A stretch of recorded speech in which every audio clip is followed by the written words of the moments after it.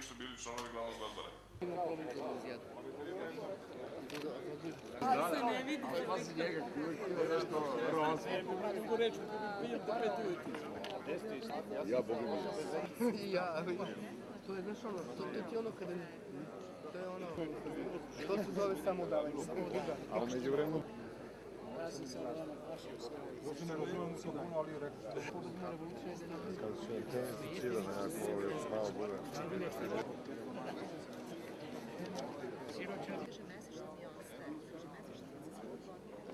Verbalno agresivno.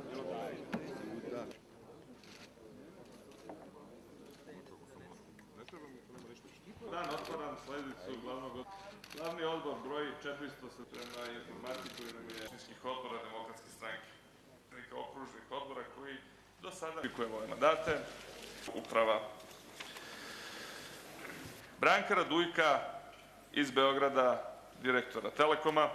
Petkovića, dugogodišnjeg predsjednika opštinskog. Hvala, najlepše, da li neko protiv?